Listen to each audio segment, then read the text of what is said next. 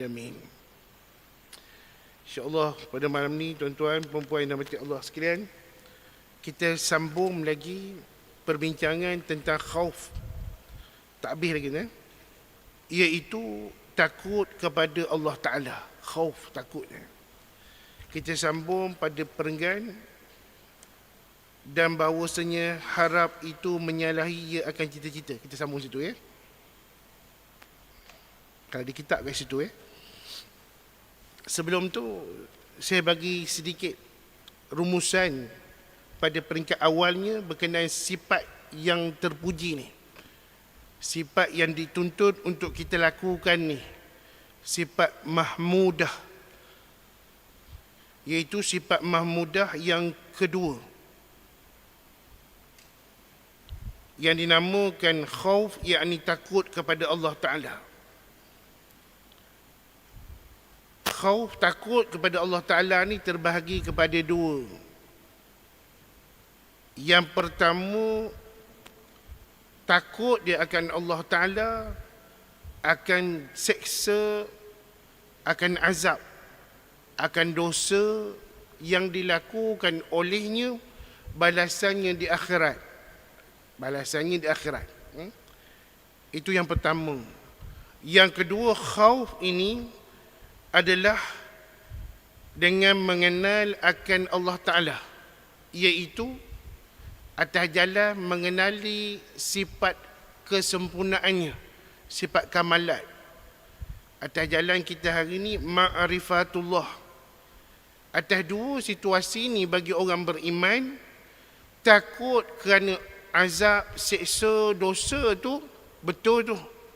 Memang kita kena takut. Sebab yang membalasnya Allah Ta'ala.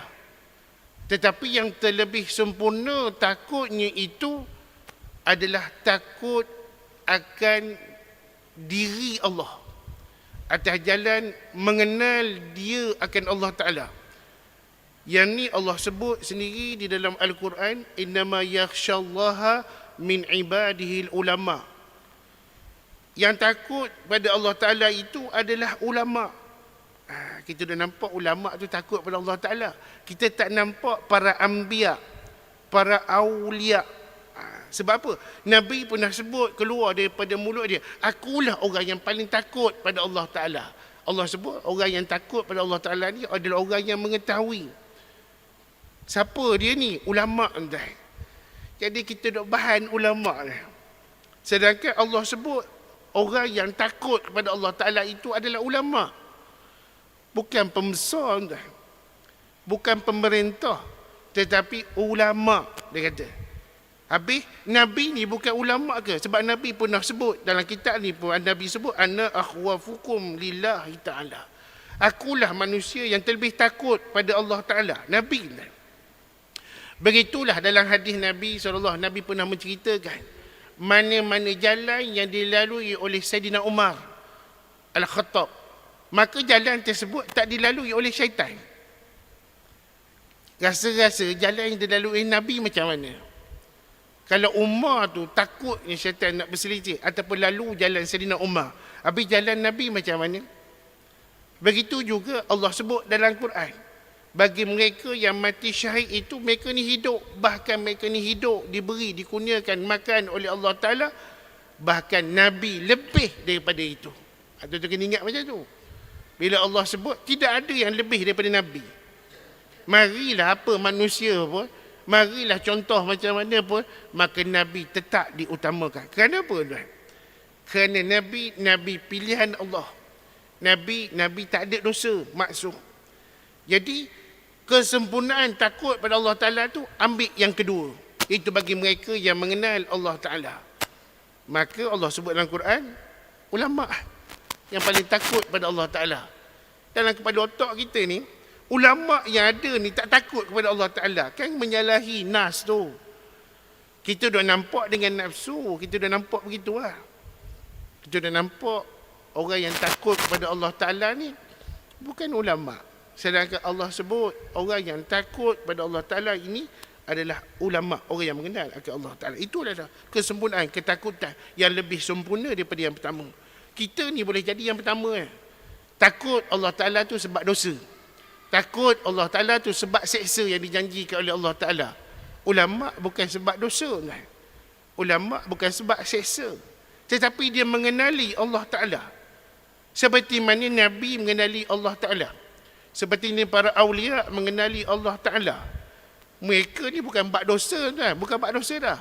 Allah perintahkan buat, maka mereka buat. Allah larang daripada buat, mereka tak buat. Kita ni dalam hati nak buat lah. Sedangkan itu larangan Allah Ta'ala. Tak boleh buat, dia kata. Ini azab pedih, dia kata. Azab pedih ni. Baru berhenti dia daripada melakukan dosa. Sedangkan para nabi, para awliya ni, para nabi ni, para anbiya ni, mereka ni diberi jaminan oleh Allah Ta'ala, mereka ni maksum, tidak ada dosa. Takkan mereka nak buat dosa? Mereka tak ada dosa. Bahkan mereka ni terlebih takut kepada Allah Ta'ala. Jadi, perbahasan yang kita nak bahas ni adalah mengenai takut Allah Ta'ala. Cuma dalam perenggan yang kita nak baca ni, dia lebih kepada harap. Kalau bahasa Arab, dia ada khauf dan roja.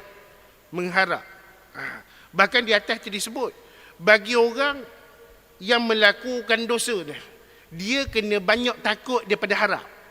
Kita lah tuan-tuan, jangan cakap orang lain, kita ni banyak dosa kan, daripada banyak melakukan ketaatan, banyak dosa kan.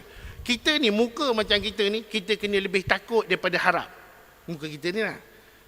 Bahkan bagi orang yang taat kepada Allah Ta'ala, mereka ni sama banyak. Khauf dengan rojak, takut dengan harap sama banyak. Tapi muka kita ni tuan-tuan jangan letak tengah-tengah tuan. Malu sikit.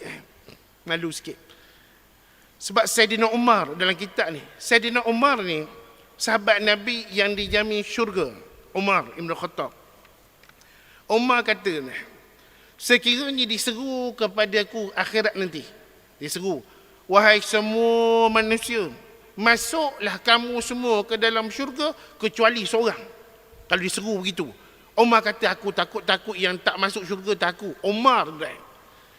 Lalu diseru lagi, wahai semua manusia, masuk kamu ke dalam neraka kecuali seorang yang tak masuk tu. Umar kata, boleh jadi aku je yang tak masuk tu. Kat situ dia ada harap. Yang pertama khauf, dia takut. Ini standard Umar. Dalam kitab ni disebut, bagi orang yang banyak melakukan dosa, kadar diri dia panggil, maka dia lebih banyak takut daripada harap. Takut daripada harap. Tapi kemuncak dia memang kena banyak harap daripada takut. Kemuncak dia dalam kitab ni juga, saya sebut belakang tu. Ketika mana kita di penghujung usia, di hujung nyawa, ketika mana ketika itu tak ada jalan lain dah kecuali mengharap lebih tinggi daripada takut. Harap lebih tinggi daripada takut. Ada sebelum tak ada cerita. Bagi kita ni, orang beriman ni, memanglah kita takut lebih daripada harap dah. Tetapi ketika mana dah nazak, dah sakit dah nak putus nyawa dah, ketika itu dia kata harap itu lebih tinggi, harap tu kena lebih besar daripada takut. Contohnya begini lah. Dah tak boleh buat apa dah. Nampak jalan meninggal juga ni. Ketika itu harap kepada Allah Ta'ala kena lebih tinggi daripada takut. Maksudnya macam mana? Masa tu tak ngelupur dah. Masa tu duduk tempat dia di tempat yang hanya mengharap simpati, pengampunan Allah, rahmat Allah masa tu. Tak ada. Tak ada nak mengelupur, tak ada nak gelabah cari doktor, tak ada nak gelabah cari makhluk, tak ada dah. Dia hanya mengharapkan rahmat, keampunan Allah dah ketika itu. Kena juga kan? Tapi ketika mana sihat ni, kita manusia biasa ni, jangan letak tempat Umar, malu kat Saidina Umar. Mana-mana jalan yang kita lalu, itulah jalan syaitan. Jalan yang kita lalu. Maknanya bukanlah syaitan ikut kita belakang, itu teruk sangat, itu ayanda. Itu kanda tu, itu taiko tu. Mana kita ni ikut track tu, track syaitan dalam hidup kita ni. Cuma berbetulan dengan ketentuan Allah, pada malam ni boleh sampai kita ke rumah Allah. Usaha ikhtiar kita pergi. Tapi duduk dalam rumah Allah ni pun, kita bukan dengar apa, kita main telefon. Cuma nampak kemas duduk depan sekali. Depan sekali tidur dah, tak boleh belah betul. Duduk depan sekali, tidur dah. Baik duduk belakang kat pakai tiang tu, bercahaya muka dia. Sudah dia kata. Ada wali juga dalam masjid ni, dia kata. Tapi berubah-ubah, sekali merah, sekali biru, sekali merah. Nak tengok telefon juga dalam gelap. Harap betul. Jadi kita ni, betul dah apa yang kita buat tu. Tapi hakikatnya, kita duk rasa kita ni baik dah. Kita duk rasa. Tapi ketentuan Allah tu mendahului akan perbuatan kita. Keikhlasan yang kita duk buat ni mendahului daripada niat kita. Apa yang kita duk dapat ni, semua atas kehendak Allah. Tu kan kena ingat tu. Atas kehendak Allah. Kita hanya mampu usaha dan ikhtiar. Tapi tidak menjadi apa-apa pun. Tetap kita bergantung dengan rahmat, kasih sayang Allah tu, keampunan Allah setiap masa. Bukan malam ni ketika mana kuliah, setiap masa. Boleh-boleh kuliah duk sauk selipar orang, buat balik. Bersusun selipar kat rumah. Duk mengambil juga selipar orang. Pergi dengan adibah, balik adidah. Contoh tu. Pandai dia duk pilih. Hari ni kita sambung. Dan bahawasanya harap. Ni harap. Sedangkan tajuk ni khauf. Harap tu apa dia? Harap tu. Dan bahawasanya harap itu menyalahi ia akan cita-cita. Tuan-tuan tengok kitab ni. Walaupun tuan-tuan boleh google apa beza harapan dengan cita-cita. Ini bukan parti ni tuan. Harap. Harap. Saya berharap. Saya bercita-cita. Tuan-tuan cuba tanya seseorang tu. Apa cita-cita awak? Cita-cita saya ingin menjadi doktor. Dia kata macam tu lah.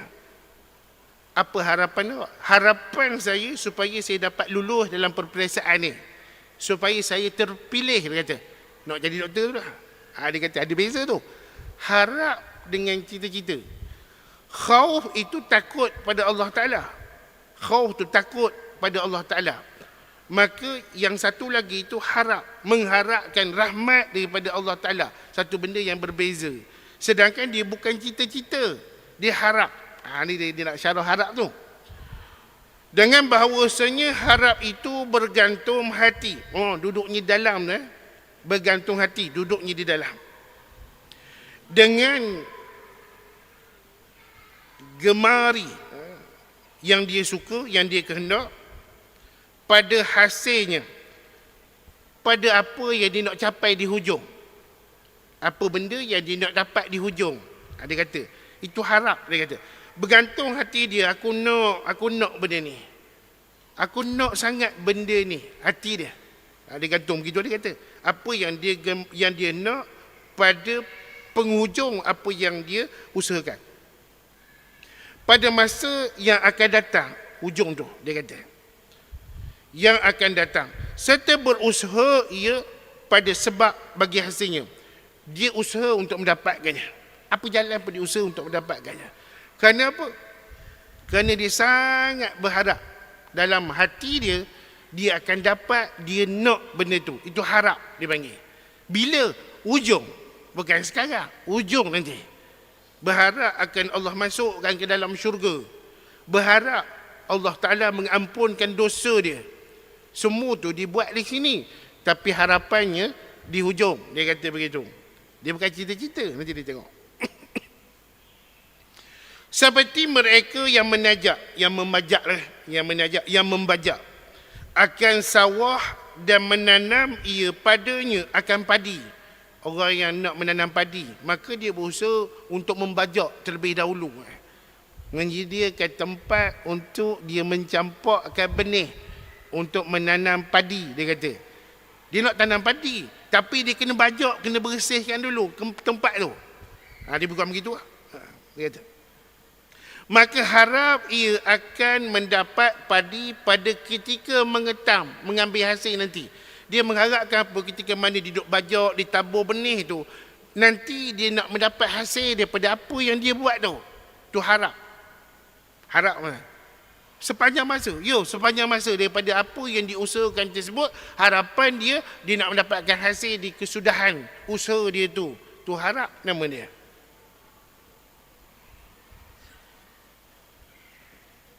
Dan bahawasanya cita-cita itu bergantung hati dengan yang tersebut. Sama jugalah, hati jugalah. Bergantung cita-cita tersebut, dia kata. Dengan tiada berusaha. Ada kitab ni, dalam kitab ni. Tanpa berusaha. Cita-cita tu ada dalam hati dia, keinginan nawaitu dia tu. Tapi tanpa berusaha. Ni bukan harap ni. Ni cita-cita. Sedangkan harap ni memang ada dalam hati dia dan dia berusaha. Harap nama dia. Khauf, takut pada Allah Ta'ala. Takut duduk jauh di sudut hati dia kerana balasannya ke depan yang mengazabnya Allah Ta'ala. Itu yang pertama. Tetapi yang paling sempurna takut pada Allah Ta'ala itu adalah dengan mengenal Allah Ta'ala. Siapa dia? Para anbiya, para nabi. Mereka kenal Allah Ta'ala. Mereka tak ada dosa, tuan-tuan. Mereka kenal Allah Ta'ala. Jadi kita ni hak mana satu? Kita ni cuba berusaha untuk sampai ke darjat hak Nabi rasa tu. Dengan belajar mengenal sifat kamalat tu. Sifat kekurangan, sifat harus bagi Allah Ta'ala tu. Tak ada yang paling sempurna kecuali apa yang dapat kepada Nabi. Takkan kita nak duduk orang awam. Tak, kita nak duduk darjat tu. Tu yang sampai darjat awliya tu. Para waliullah tu. Nabi yang mendok lah tuan-tuan. Tuan-tuan jangan ada kata saya ni sikit lagi rasa-rasa macam wahyu nak turun. Tuan. Haram kalau macam tu. Ni dok tuan, awliya je. Nabi itu menerima wahyu. Awliya itu terbimbing. Dirinya, nafsunya, makrifahnya tu daripada Allah Ta'ala. Kenapa tak? Kerana pergantungan penuh kepada Allah Ta'ala. Tidak bergantung kepada makhluk, tidak membesarkan makhluk. Mereka bukan Nabi. Mereka tak maksum. Tetapi Allah pelihara mereka. Sebab tu ada ulama kata, puak-puak golongan ni namanya mereka yang terpelihara, mahfuz. Dia bukan maksum, dia terpelihara. Sekiranya dia nak melakukan dosa, cepat-cepat taubat pada Allah Ta'ala. Dan taubat dia bukan macam taubat kita. Taubat kita semalam buat, hari ni taubat, besok buat, lusa taubat balik. Itu taubat kita. Taubat wali ni tidak begitu, tuan. Itulah namanya wali kekasih Allah.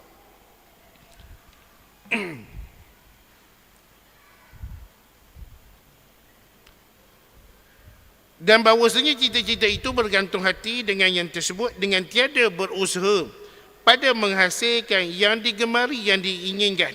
Itu seperti mereka yang mencita-cita ia akan mendapat padi dengan tiada menanam padi. Macam tu.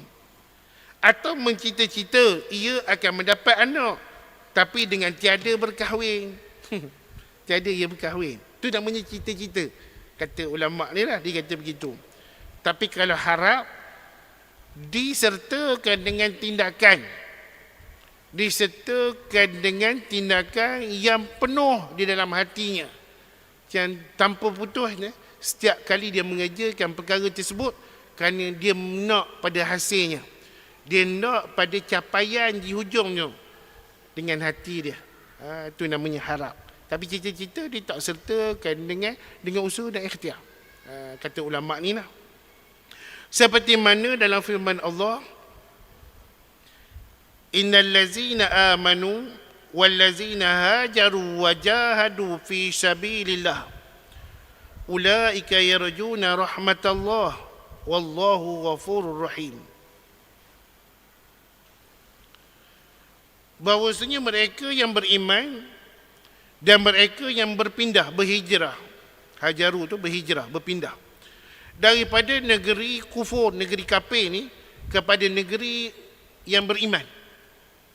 Dan bersungguh-sungguh mereka itu, wajahadu, bersungguh-sungguh mereka itu pada meninggikan agama Allah. Bermula mereka itu harap, yarjuna. Tu harap tu, ni cerita harap tu. Harap akan rahmat Allah Ta'ala. Dan Allah Ta'ala amat pengampun lagi amat kasih sayang. Dia nak beritahu orang yang mengharap ni, dia berusaha bersungguh-sungguh. Wajahadu, bersungguh-sungguh. Pindah daripada negara hak yang kafir kepada negara Islam. Usaha dia bersungguh-sungguh, dia kata. Dia kata macam tu lah. Dan mereka ni yarju, mengharapkan harap rahmat daripada Allah Ta'ala. Itulah maknanya bukan sekadar tu, dia kena usaha. Patut pindah-pindah, patut berhijrah, patut tinggal-tinggal, patut lepas-lepas. Kerana apa tuan? Kerana yang dia buat tu bersungguh-sungguh kerana nak mendapat rahmat daripada Allah Ta'ala. Itu makna harap, dia kata. Dan bahawasanya faedah bagi harap. Tajuknya khauf tuan. Tapi faedah bagi harap itu gemar pada menuntut akan yang diharapnya. Itulah keinginan dia. Itulah keperluan dia. Apa yang diharapkan itu, itulah harapannya. Dan faedah bagi takut, khauf itu, dia kata, dan faedah bagi takut itu, gemar, suka dia, lari daripada yang takut itu. Maknanya, bagi orang yang khauf ni, takut akan dosa. Dia tak buat dosa. Dia tak akan buat dosa. Takut akan azab Allah Ta'ala. Maka tak buat maksiat dia kepada Allah Ta'ala. Macam tu cara dia kata. Lari daripada itu, khauf. Daripada yang ditakutkan itu, dan barang siapa harap, ni harap, ia akan sesuatu, nescaya menuntut ia akan dia. Maka dia akan berusaha. Apa yang dia harap tu dia akan berusaha dah. Contohnya, dia nak keredaan Allah Ta'ala. Dia nak keampunan Allah Ta'ala. Maka dalam perbuatan dia tu, setiap masa sentiasa digantungkan dengan keampunan daripada Allah Ta'ala. Balasan kebaikan daripada Allah Ta'ala. Begitu. Dia harapkan begitu. Setiap masa, dia kata. Maka dia akan buat bersungguh-sungguh. Dan barang siapa takut akan sesuatu, nescaya lari ia daripadanya. Dia tidak akan buat benda tu. Kalau dia takut, dia kata. Dan sekurang-kurang pangkat takut. Ini nak ceritakan. Ada beberapa tingkatan tu. Sekurang-kurang pangkat takut tu pada Allah Ta'ala tu, dia kata, barang yang menyebabkan ia akan meninggalkan dosa. Pangkat takut tadi tu, iaitu perkara yang menyebabkan dia meninggalkan dosa itu dan akan berpaling daripada dunia. Itu pangkat dia. Dia nak beritahu. Sekurang-kurangnya begitulah. Dia meninggalkan akan dosa dan dia berpaling daripada dunia. Nak dapat hak tu lah. Dan barang siapa tiada menyebabkan akan yang demikian itu, kalau tak mampu, kalau dia tak buat benda tu, dia kata, seperti mana dia tidak meninggalkan dosa tu, dan dia tidak berpaling daripada dunia, dia kata, barang siapa yang tiada menyebabkan akan yang demikian itu, maka ia perkhabaran hati. Bukan takut, dia kata. Bahkan, yang tu tak dikatakan takut, dia kata, kalau yang macam tu. Dia kata begitulah. Bukan takut, bahkan bermula takut itu, ini nak kata kesempurnaan takut tu, dia kata. Bahkan bermula takut itu, apabila sempurna ia, nescaya menyebabkan ia akan zahid. Orang tadi bersifat zuhud, dia kata. Dia kata tadi tu main takut-takut, main rasa-rasa lebih kurang, tak tinggal, dia kata. Atau belum sempurna lagi, dia kata. Cuma dia kata pangkat tu boleh dah dikatakan khauf pada Allah Ta'ala. Tak melakukan yang boleh mendatangkan dosa dan tidak berpaling daripada dunia. Tu orang takut lah tu. Apa dunia ni? Dunia selain Allah Ta'ala lah, dunia nama dia. Mana dia tak buat dosa, dia tak buat maksiat pada Allah Ta'ala, dia mampu berpaling tu, alhamdulillah lah.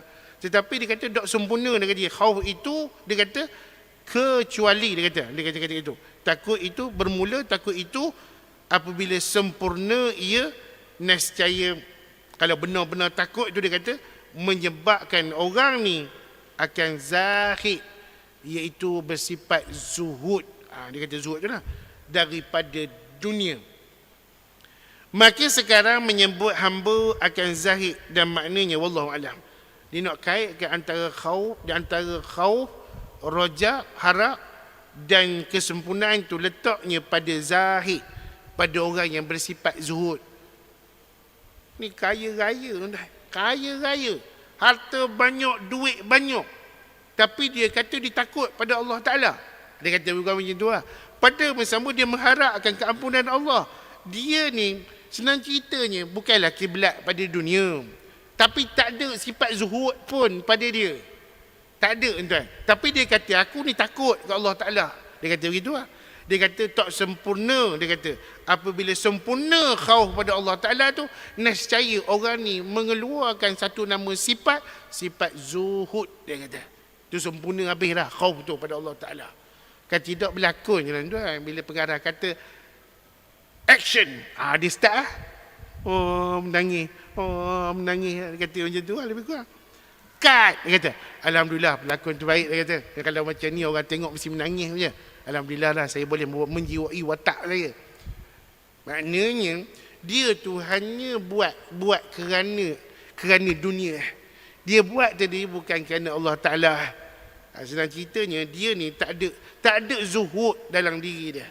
Kalau nampakkan dia ni wali hanya berlakon, dan nampakkan dia ni nampak macam orang mengharap pada pertolongan Allah Ta'ala, berlakon juga. Sebab apa tu? Sebab zahid dia sifat zuhud tu tak ada dalam diri dia. Tak ada dah. Sesempurna khauf itu apabila sampai ke satu darjat, dia ni ada sifat zuhud. Ada kitab ni zahid. Zahid ini orang yang memiliki sifat zuhud. Kita sambung. Apa maksudnya zuhud? Selepas khauf itu, zuhud itu apa dia? Bab yang ketiga pada menyatakan zahid, iaitu orang yang bersifat zuhud. Ni sifat mahmudah yang ketiga, yang wajib kita sempurnakan dengan belajar reti. Maka tetap kita kena buat juga sifat ni. Sifat ni sifat Nabi. Sifat ni sifat kekasih Allah. Sifat ni bukan orang bermaksiat pada Allah. Sifat ni orang yang beribadah pada Allah Ta'ala. Zahid, orang yang bersifat zuhud. Jadi kita ni orang Melayu ni, kita letak nama Zahid. Zahid. Kalau tengok pada makna, zuhud sungguh orang ni. Pucat bibir ni. Menggigil berjalan. Puasa lah. Bukan kanser, Parkinson. Puasa, takut pada Allah Ta'ala ni. Bercakap ketika perlu lah. Nak bercakap sebarangan, takut pada Allah Ta'ala. Nak bercakap yang benar. Zahid nama dia. Jadi kita zahid, nama kita. Tapi tak tally dengan perangai, dengan sifat zahid, zuhud tu. Dia kata ni, ketahui olehmu bahawasanya zahid, orang yang bersifat zuhud itu, benci akan dunia dan berpaling daripadanya. Ini bukan menyumpah tuan. Ini bukan duk buah pokok. Pui. Tak guna betul. Dunia dia kata pui. Tak. Itu gila. Itu gila tu. Tak betul. Orang yang benci kepada dunia ni, dia tahu dunia ni makhluk Allah. Dunia ni bukan tempat kesudahan. Dia nampak setiap satu benda tu, yang dia dapat tu sementara. Bukan kekal pun. Belum tentu lagi nikmat tersebut berkekalan sampai ke syurga. Belum tentu lagi kebahagiaan tu sampai ke syurga. Belum tahu lagi Allah ampunkan dosa dia. Dunia dia panggil. Nak tahu selepas mati lah. Tapi golongan ni, dia memang benci sungguh pada dunia. Dia bukan tolak dunia tuan. Tapi menyampah dia dengan dunia. Menyampah dia. Kenapa apa tuan? Sebab dunia ni, dia kontra dengan Allah. Dunia ni. Selain Allah Ta'ala, dunia panggil makhluk. Sedangkan kita, tujuan kita beribadah ni kerana Allah ni, bukan kerana makhluk. Dan kita beribadah ni bukan kerana nak syurga. Kita beribadah ni bukan terakut neraka. Kerana kita nak menjunjung perintah Allah. Allah suruh beribadah, kita beribadah. Maka kita tidak akan tinggal ibadah tersebut. Kalau tinggal ibadah wajib, kita kena qada. Kalau macam sembahyang. Ini bila tinggal-tinggal, ya Allah, ya Tuhanku, tak sangka pula, dia kata.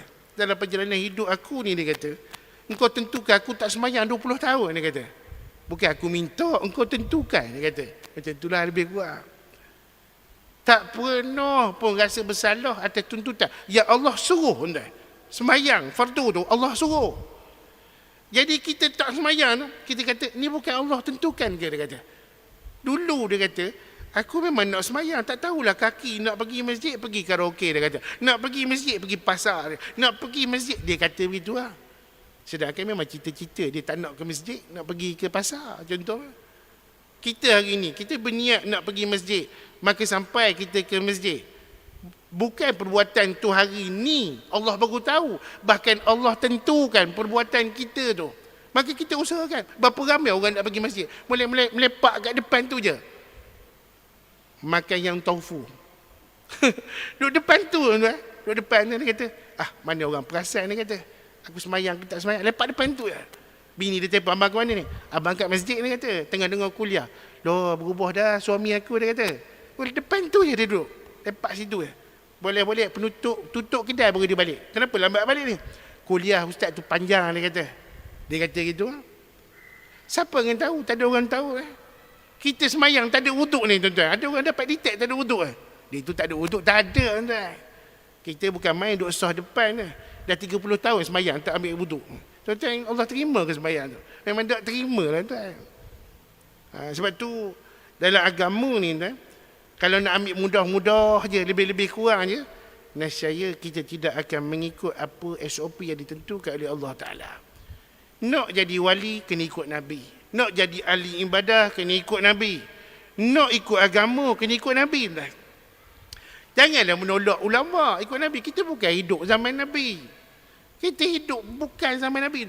1448 tahun. Sedangkan antara Nabi Muhammad dengan Nabi sebelumnya, Nabi Isa, ulama kata antara 540 hingga 600 tahun. Kita dengan Nabi 1400. Patut-patut malam ni tak ke masjid lah. Patut-patut memunasabah lah. Jauh dengan Nabi lah. Main Karen dekat masjid. Kan? Hari ni kan masjid ada pingpong, ada Karen. Relax dulu dia kata. Apa nak sembahyang cepat sangat? Main Karen dulu. Kita memang lah. Nanti esok anak kita terus main Karen datang masjid. Tak sembahyang lah. Memang patut pun jauh dengan Nabi. Tetapi kita ni mengikut ulama. Ulama mengikut ulama. Ulama mengikut ke tabi'un tabi'in. Tabi'un tabi'in ikut tabi'in. Tabi'in ikut sahabat. Sampai kepada Nabi dah. Islam yang kita bawa ni jauh dah dengan Nabi dah. Jauh sungguh dah.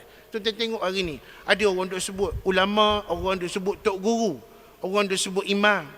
Bilal dah. Ui, orang ni dah. Boleh siap pun Alhamdulillah lah. Kat masjid. Dalam banyak-banyak kerja, kita buat kerja tu, kerja yang ada lebih kurang. Apa yang Nabi buat, sahabat buat.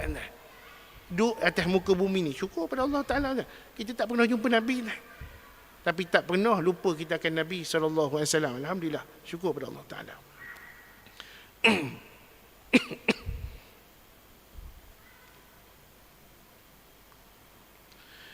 Dan berkata setengah ulama, dia kata, iaitu meninggalkan kesenangan dunia kerana menuntut akan kesenangan akhirat. Sampai tahap macam tu, zuhud tu. Meninggalkan kesenangan dunia kerana apa? Kerana menuntut akan kesenangan akhirat. Dia kata gitu. Dan berkata setengah yang lain, yakni ulama,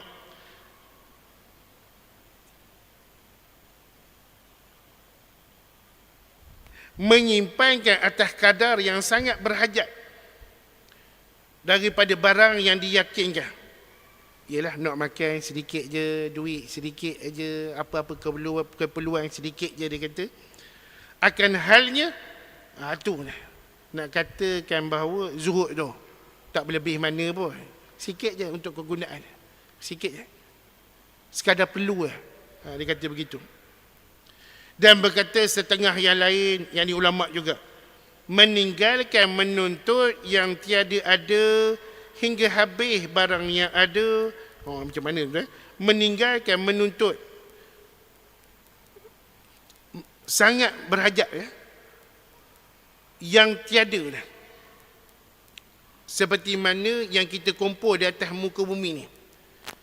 Barang tersebut tak bawa akhirat dah. Bahkan barang tu tak dihisap pun. Contohnya, kalau hisap pun tak membantu kita pun. Hingga habis barang yang ada tersebut, dia kata. Nak tahu macam mana? Dia meninggalkan menuntut yang tiada ada. Lebih kurang macam ni. Hingga habis barang yang ada tersebut. Dan bahawanya zahid bersifat zuhud itu satu kelakuan hati yang dipuji, yang menyebabkan ia akan kasih kepada Allah Ta'ala. Allah suka orang yang bersifat zuhud ni. Allah kasih kepada mereka ni. Dan sekalian manusia akan orang yang bersifat dengan dia. Allah suka, manusia pun suka orang yang zuhud ni. Bukan kedekut tuan. Beza kedekut. Ini pergi sama-sama kedai, ada naik kereta kancil, ada naik motor, ada naik basikal, ada naik BMW. Sampai kat kedai buat-buat muka tak larat, tak daya tu. Tak apalah, saya roti kosong separuh, dia kata. Teh tarik separuh, dia kata. Kurang manis. Sampai tak nak bayar, dia buat keras. Itu kedekut. Dia kedekut, kedekut pahit tu macam tu. Orang ambil nasi campur, dia ambil nasi separuh, ambil kuah dengan sayur dah. Buat menggigil-gigil tu. Macam benci sungguh pada dunia. Sampai masa nak bayar, buat tak nampak, buat tak faham, buat tak reti. Itu kedekut namanya. Orang zuhud ni, Allah suka dan manusia suka. Macam mana tau, kalau kita makan kat kedai tu, nampak kawan tu berselera, ambil lah aku punya roti ni, tak apa. Dia tak berkira mana. Nampak air dia, ambil. Tak ada masalah. Dia tak kasih mana dah kepada dunia. Bahkan manusia suka berkawan dengan orang ni. Orang yang bersifat dengan zuhud ni. Allah pun suka. Kenapa tak? Kerana dia menuntut akhirat. Tak apalah dia susah dekat dunia, dia susah dengan kawan dia, dia susah dengan ahli keluarga dia, dia susah dengan masyarakat. Apa yang dituntut adalah akhirat. Bukan tu, bukan masa tu. Bukan nak dapat tokoh ma'ijrah. Bukan nak dapat cabutan bertuah. Bukan nak dapat sanjungan orang. Bukan nak akhirat daripada Allah Ta'ala. Allah suka, manusia pun suka kepada orang yang zuhud ni. Kerana sabda Nabi SAW, izhad fid dunya yuhibbakallahu wazhad fima fi aidin nasi yuhibbakan nas. Zahid olehmu, bersifat zuhud olehmu pada dunia, nescaya kasih akan dikau oleh Allah Ta'ala. Nabi perintahkan begitu. Dan zahid, bersifat zuhudlah kamu pada barang yang di tangan manusia. Sesama manusia, bersifat zuhudlah kita. Dia kata gitu. Daripada dunia, nescaya kasih dikau oleh manusia. Contoh mana tuan-tuan nak faham tu? Orang yang zuhud ni orang suka. Kalau contohlah malam ni ada satu trailer turun durian Musangking tu dekat depan tu. Dia tak berlari tuan. Bahkan di depan sekali tu dia bagi orang belakang. Ini kita duk gendong dah depan. Sikit lagi dia kata. Sikit lagi. Dia kata.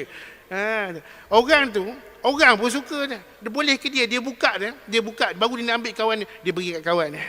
Kalau dia cakap bagus aku suka betul dengan dia ni, kata.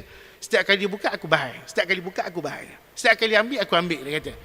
Orang zuhud. Orang pun suka, bukan lurus tuan. Kerana dia menuntut kesenangan akhirat. Dia bukan menuntut kesenangan dunia. Kita ni banyak menuntut kesenangan dunia. Tu yang kita buat. Orang pun menyampah. Datang dia kata, apa benda nak kena sekejap lagi. Orang pun menyampah dengan kita. Mari kita sekejap lagi, habis karipak atas meja, habis masa mesyuarat. Kita duduk fikir-fikir lepas mesyuarat nak bahan karipak. Di dalam mesyuarat tu, habis dah. Pinggan sebelah, dia dah tarik dah. Air kotak kawan sebelah, dia dah tarik dah. Siap masuk beg lagi, yang sebelah punya. Haram tu dia kata. Tak ada langsung zuhudnya. Manusia benci dah. Allah pun benci. Dan adalah dia kata zahid yang bersifat zuhud itu terjadi ia kerana ilmu, kerana faham dia. Baru boleh dapat sifat zahid zuhud tu. Kalau tak faham macam ni dia nak praktikkan, macam ni dia nak buat, dia kata. Kerana firman Allah Ta'ala, wa qala allazina utul ilma wailakum thawabullahi khairun liman amana wa amila salihah.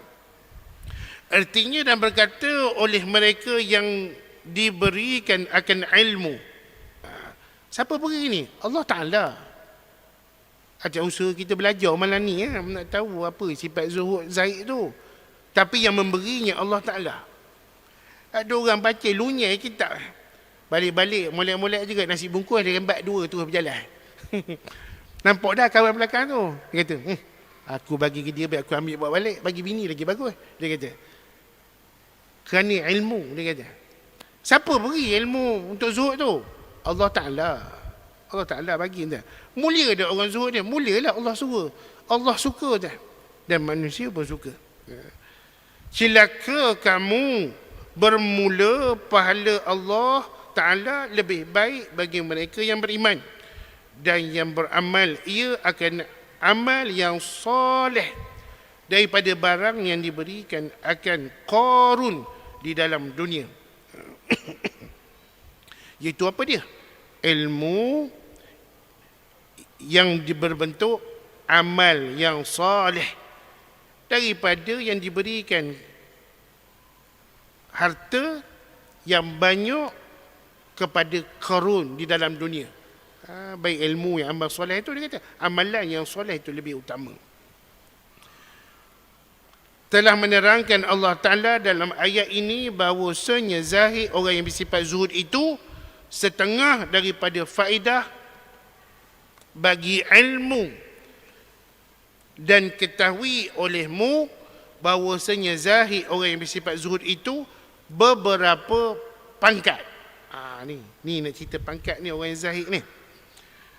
Pangkat yang pertama dia kata bahawa zahid itu pada ketika hatinya cenderung kepada dunia. Ini peringkat yang pertama. Tak tahulah tinggi rendah tu, kita tengok uraian dia. Pangkat yang pertama, orang yang bersifat zuhud ini pada ketika hatinya cenderung kepada dunia, tetapi bersungguh-sungguh ia pada melawan akan hatinya. Ni. Pada peringkat ni disebut, peringkat zuhud ni, yang ni dikata ketika mana hatinya cenderung kepada dunia. Dia nak dunia. Dia nak yang dikatakan nikmat dunia tu, yang dikatakan dunia tu, dia nak, dia kata. Dalam keadaan hatinya meronta-ronta melawan akan cenderung hati tersebut. Bersungguh-sungguh ia melawan akan hatinya. Itu yang pertama dia kata. Pangkat ini bukan zahid, dia kata. Pangkat ini bukan zuhud, dia kata orang ni. Tetapi permulaan bagi zuhud. Dia kata, hak tu baru permulaan, tuan-tuan. Macam kita ni lah. Tak sabarnya nak pakai kereta elektrik, tak sabar pakai kereta elektrik. Dia kata macam tu lah. Memerontak hati dia. Nak pakai tu lah. Tapi lawan, tak payah, dia kata. Tak payah, menghabiskan duit, dia kata. Tak payah, dunia belaka, dia kata. Tapi hatinya tu kalau dapatlah cabutan tua, kalau ada orang tak assalamualaikum, ni nak bagi kereta, melompat dia. Kalau dapat, suka dia. Sebab hati dia memang bercita-cita nak dah. Tapi dilawan juga dunia tu. Keinginan hati dia tu. Contohnya begitulah, tuan. Tak tepat contoh tu. Tuan jangan jual pula kereta elektrik bagi saya. Kalau dah ada kereta elektrik tu. Nak rasa tu kereta elektrik. Senang sikit buat berjalan. Tak payah isi minyak. Dia kata itu bukan zuhud, dia kata. Itu permulaan bagi zuhud. Tak kata zuhud lagi. Permulaan bagi zuhud, dia kata. Pangkat yang kedua, bahawa liar hatinya. Yang kedua, liar hatinya daripada dunia. Tak nak ke dunia, ya. Dan tiada cenderung ia kepadanya. Hatinya liar pada dunia, tak cinta kepada dunia, dan tidak cenderung kepada dunia, dia kata. Kepadanya kerana mengetahui akan bahawasanya tiada biasa menghimpunkan akan dunia dan akhirat, maka murah hati dengan meninggalkan dunia itu kerana mengetahui ia akan bahawasanya akhirat itu lebih baik daripada dunia.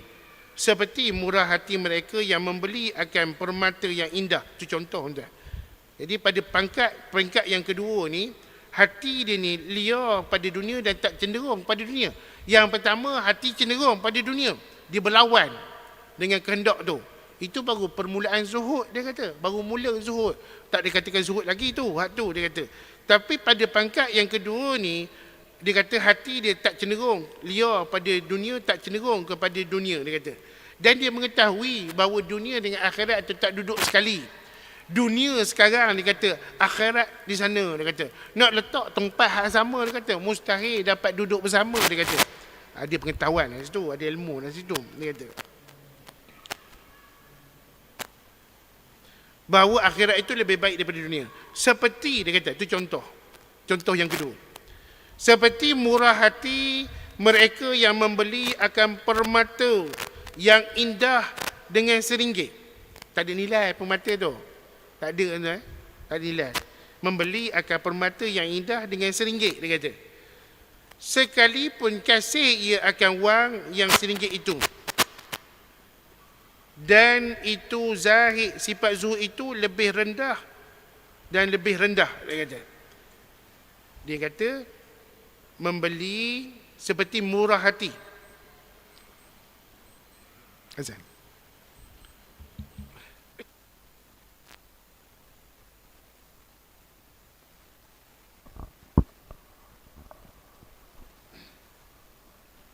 Allahu Akbar, Allahu Akbar,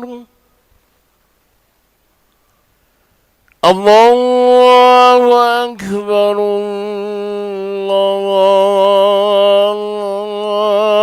Allahu Akbar.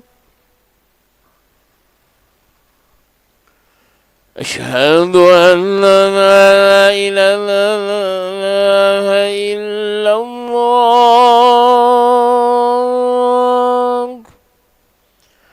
Asyhadu an la ilaha illallah. Asyhadu anna Muhammadar Rasulullah.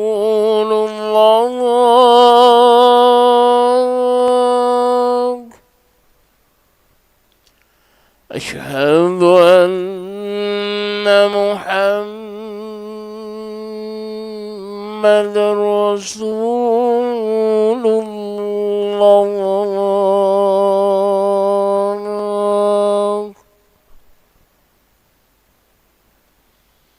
Hayya 'ala salat, hayya 'ala salat,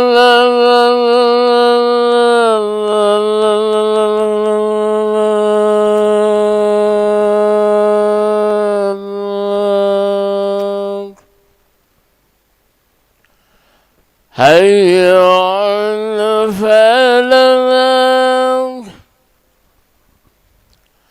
hayya 'alal falah.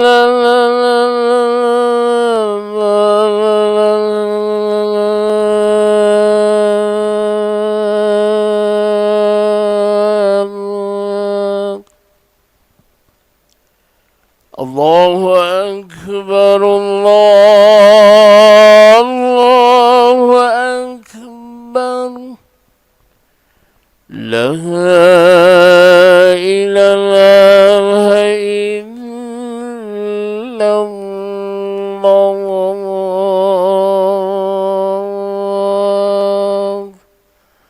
Allahumma salli.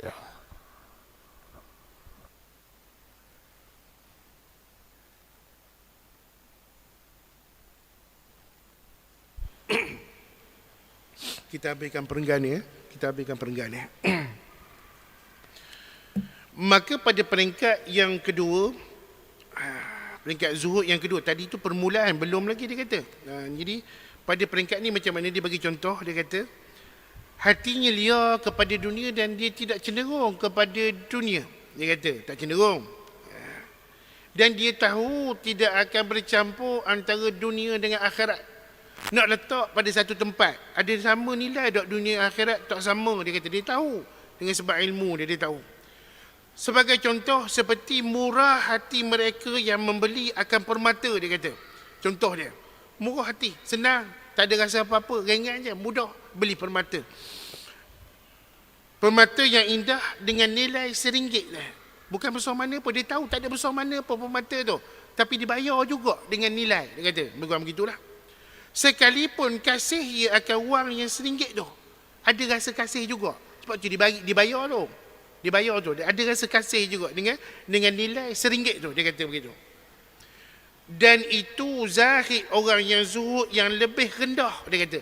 Tadi tu tak ada lagi, dia kata. Itu baru mula. Kalau ada macam ni dalam kehidupan kita, ini zuhud yang paling rendah, dia kata. Paling rendah. Benda permata tapi dibeli dengan nilai yang sangat murah. Dan satu nilai tu masih lagi ada dekat hati dia. Kalau dia beli berjuta memanglah dok. Dia beli juga walaupun dengan nilai RM1, dia kata begitulah. Ada nilai. Walaupun dia kasih dengan RM1 tersebut, dia kata. Tapi memanglah permata yang indah takkan dapat dengan RM1. Tapi dia ditawarkan, dibeli juga dengan RM1, dia kata. Maka dia kata itulah zuhud yang paling rendah, dia kata. Zuhud yang paling rendah, dia kata. Pangkat yang ketiga, ini yang paling tinggi dah. Bahawa tiada cenderung hatinya kepada dunia, tiada liar daripadanya. Hampir sama tu. Bahkan adanya dan tiadanya bersamaan keduanya pada sisinya. Sama ada benda tu ada ataupun tiada. Orang yang zuhud ni, hati dia memang tak cenderung kepada dunia. Hati dia memang tak kasih kepada dunia. Adanya sesuatu dengan tak adanya sesuatu sama aja. Senang ceritanya, dia melihat semua tu hanya daripada Allah Ta'ala. Tak sangkut dia pada dunia. Baik ada dengan tak ada sama je. Ada banyak dengan tak ada sama. Sedikit dengan banyak sama. Dia sama je dia kata. Tak ada lebih, tak ada kurang. Tak ada nilai dia dunia ni. Sama je. Ada pun boleh, tak ada pun boleh. Tak ada masalah. Kalau ada pun dia tak mengangkatnya. Kalau dia tak ada pun dia tidak mencarinya. Sama je dia kata. Kerana adanya dan tiadanya bersamaan keduanya pada sisinya. Dan adalah harta benda pada sisinya seperti air je dia kata. Dan perbendaharaan Allah Ta'ala seperti laut dia kata. Yang ada dengan dia seperti air. Yang ada di sisi Allah seperti laut. Banyak, luas. Maka tiada berpaling hatinya kepada gemar. Kerana gemar atau kerana liar itu dia kata. Bukan sebabkan dia nak, sebab tak menghadap hatinya. Bukan liar tu bukan dia kata. Dan bermula ini zahid orang yang bersifat zuhud seperti ini yang lebih sempurna dan lebih tinggi daripada yang disebut sebelum ni yang kedua. Tinggi dah tu dah. Pada ketika itu ada dengan tiada sama je. Apa yang ada dengan makhluk dengan dia ni umpama air yang sedikit je. Sedangkan di sisi Allah pembendaharaannya terlalu luas. Terlalu luas. Hatinya tidak cenderung kepada dunia, hatinya tidak terikat dengan dunia. Wallahu alam. Ada sikit kita sambung lagi ke depan. Mudah-mudahan Allah SWT permudahkan segala urusan ibadah kita datang muka bumi ini dan diberi faham akan agama. Mudah-mudahan kita tergolong daripada mereka yang diberikan husnul khatimah di kesudahan usia kita. Aku qouli hadza wa astaghfirullahal azim li wa lakum. A'udzubillahi minasyaitonir rajim. Bismillahirrahmanirrahim. Alhamdulillah rabbil alamin. Wassalatu wassalamu ala asyrafil anbiya'i wal mursalin wa ala alihi wa sahbihi ajma'in. Allahumma ij'al jam'ana hadza jam'an marhuma wa tafarruqna min ba'di tafarruqan ma'suma wa sallallahu ala sayyidina Muhammad wa ala alihi wa sahbihi wa sallam walhamdulillah rabbil alamin. Taqabbalallahu minkum.